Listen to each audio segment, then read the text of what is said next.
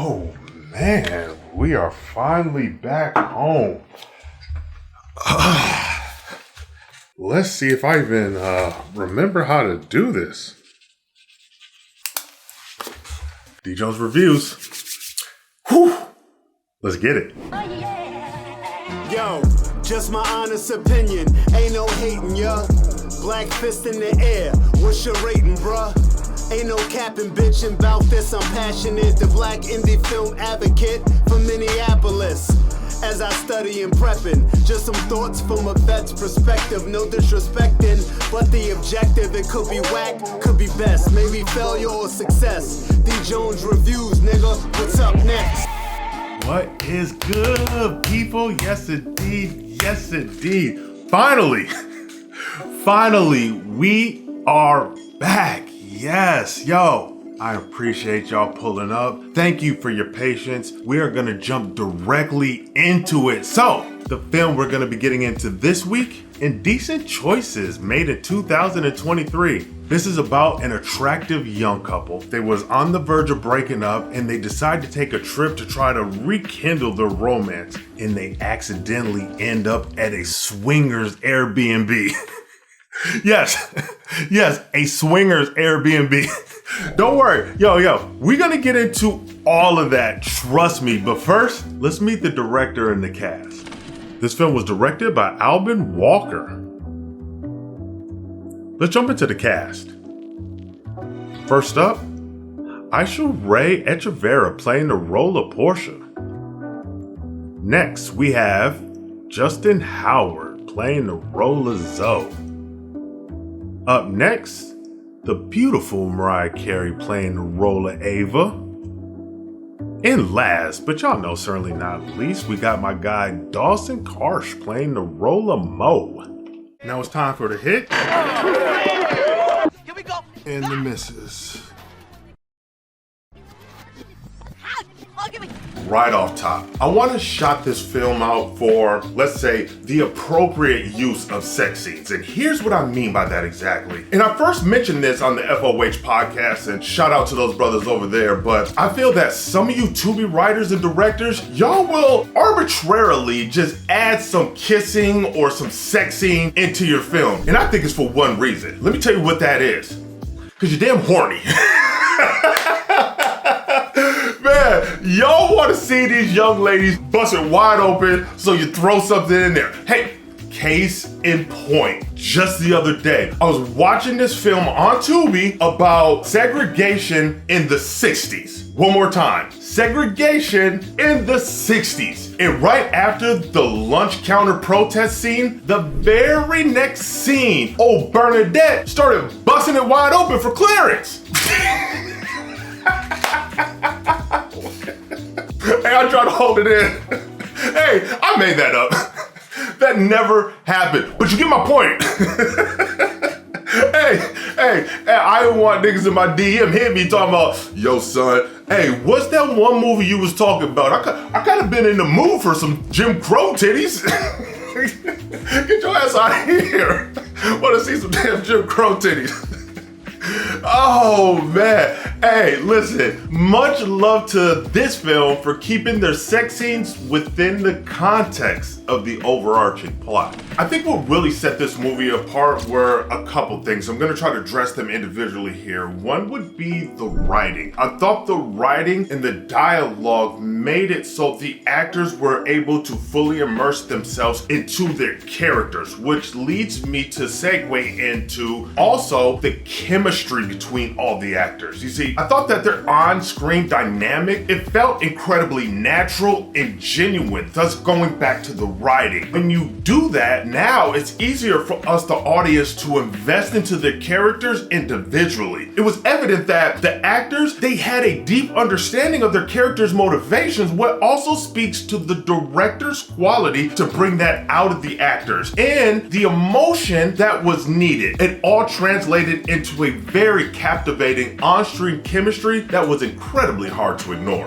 Which leads me to the directing part of this. You see, it's the director that is able to try to funnel the actors into that space to be able to get the best performance out of them. So I'm gonna need you guys' help with something because I've watched this and it's incredibly hard for me to really understand what this brother is saying or what he's talking about. So I'm gonna throw this to y'all and maybe you can help me make sense of this. I'm sorry, you look really familiar. It's all right, I get that a lot. Maybe you see me on football? Alonzo Christian, right? Yep, that's me. Are you into sports? Yes, I am. Hey, that brother said, maybe you seen me on football. Maybe you seen me on foot. Hey, and then had the temerity to ask that young lady, is she into sports? Damn all that, brother. Are you okay? Hey, John Coffey out here with full-blown CTE, jumbling up his words, football, me play you like. Hey, and they did nothing about it. Hey, that brother having a full CTE stroke right in front of him. Help that brother, man. Hey, maybe you seen me on football. Oh, nigga, man, maybe I seen you on goddamn medication. Help yourself, brother. All right, so by no means are us black folks monolithic. I want to be explicitly clear about that. However, there are some things that no matter where you're from that we all kind of inherently agreed upon. For instance, if we play in spades and you renege, either I'm gonna need them bucks or you're gonna have to go. Yo, you ain't just finna be out here just doing whatever you want on the spades table. Here's another one. At barbecues or family reunions, before I let you go, will be played no less than a minimum of 2 times. We all know that. Not only do we know it, we love it. We appreciate it. And here's one that leads me to my point, is that we, us black folks, we not about to eat just anybody food, especially if we don't know you, and this right here is exactly why. So, Ava will be cooking with us today. CTE John Coffey, I need to holler at you again. Where the hell is the rest of your shirt at, brother? Why is your chest hair out in the kitchen while these sisters try to prepare a meal? This is why we don't eat out of everybody's kitchen. Hey, nigga try to eat some potato salad, gotta, I ain't trying to pull your chest hair out of my potato salad, CTE John Coffey, because you don't know how to button your shirt up. Hey, you wanna know what?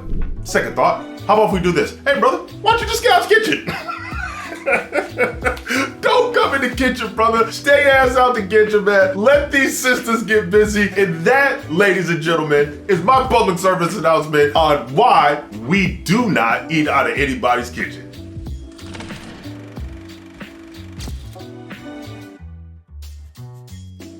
In my past reviews, I've often suggested that writing could benefit from being tighter. This means removing story elements that aren't working, interesting, or necessary to the overall context or framing of the film. By doing this, writers can then focus on crafting scenes, dialogue, and characters that do work. Unfortunately, this film suffered for the same in some points. For me, less is always more. And despite having a well-crafted and compelling plot and subplot, the filmmakers, they inexplicably added some random woman who gets lost in the woods and a secret sex society led by some worshipful master deity, a person to whom we never meet or was introduced in the first 2 acts. Rather than introducing these unnecessary elements, I would have preferred to see the main and subplot wrapped up a lot more neatly, because the ending, it left too many unanswered questions about the relationship between the 2 main protagonists and where it stood. However, despite all that, this film did do a lot of things correctly. From the great dialogue, the suspense and tension, even to the brilliant use of minimal locations. The filmmakers, they really allowed us audience members to become immersed into that world and into their story. These elements, they were executed, in my opinion, at a very high high level and added to the intrigue of the film. Listen, criticisms I had earlier aside, the vast majority of this movie was quite impressive.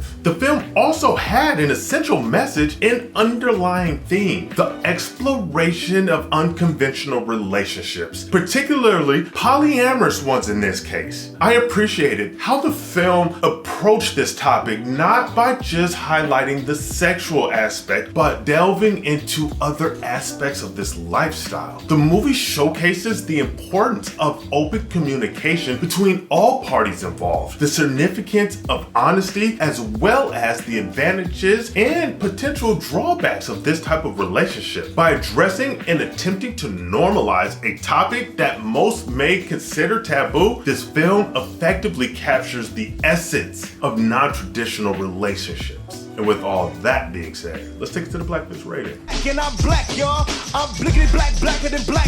I'm blacker than black, yo. I am going to give Indecent Choices the Blackfish rating of 4 Blackfish.